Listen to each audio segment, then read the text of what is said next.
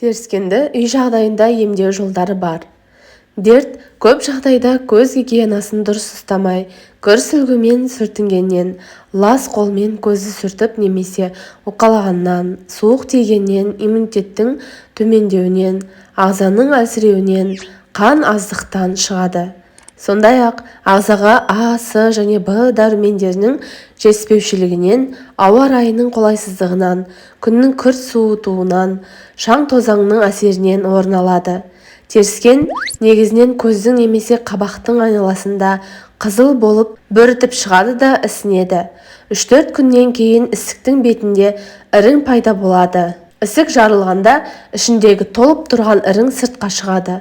Теріскен шыққан кезде бірден офтальмолог дәрігерге көріну қажет. Себебі асқынып кеткен жағдайда қан тамырларға жайылып, соңы менингит, сепсис, жұқпалы аурулардың ағзаға тұтас жайылып кетуі, дерттеріне ұласуы әбден мүмкін.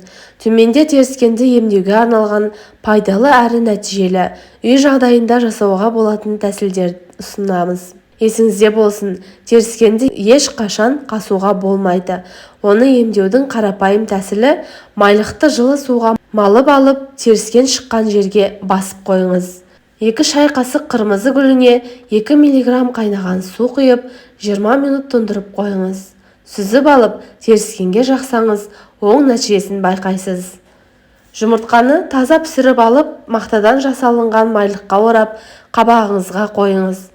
Қабығымен қайнатылған картоптың да пайдасы зор. Ол үшін қайнатылған картопты жылы күйінде қабағыңызға қоясыз. Теріскен енді шыға бастағанда көзге таза сүлгіні сулап ысытып басады. Немесе түймедақтан тұнба жасап, сүлгіні тұнбаға малып, ыстық күйінде басу керек. Көп жылдық алоэның бір жапырағын кесіп алып, 1 шай қасық шырынын шығарып, таза ыдысқа құяды да үстінен 10 шай қасық қайнаған жылы су құйып араластырады. Дайын болған қоспаға таза дәкенім алып, теріскен шыққан көзге таңады. Теріскен шыққан жерді 70% этил спиртімен сүртуге болады. Көп жылдық алоэның жапырағын 5 грамм алып еземіз де үстінен 1 стакан қайнаған салқын су құйып 6-8 сағатқа қоямыз. Сүзгіден өткізіп, дайын болған тұнбаға дәкенім алып теріскенге басу керек.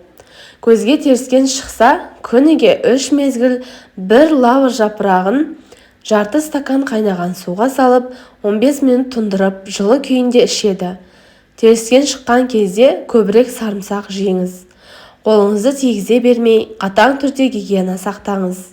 Егер сізге теріскен жиі шығатын болса, онда ағзаңызға А дәрумені жеткіліксіз болғаны. Тағам мәзіріңізден саумалдықтың, сәбіз бен қырыққабаттың үзілмеуін қадағалаңыз. Ескерту: көзге теріскен шықса, оны сығуға болмайды. Егер 5 күнде жазылмаса, көз дәрігеріне көріңіз. Үй жағдайында жасалынатын емге мұқият болыңыз. Ырым тыйымдар: көзге теріскен шықса, қолға яғни білезікке қызыл жіп байлайды. Яғни теріскен шыққан көзге қарама-қарсы қолға байлау керек. Екінші, үйде ең үлкен адам жасыл түсті жіпті ортаңғы және аты жоқ саусаққа айқастыра байлайды. Үшінші, теріскен шыққан көзге 1 тілім нанды 3-4 рет басып итке тастайды. Төртінші, теріскен шықса 2 саусақтың ортасынан бас бармақты шығаратын ырым да бар. Видео сіздерге пайдалы болды деген үміттемін достар. Ем болсын, ауырмаңыздар.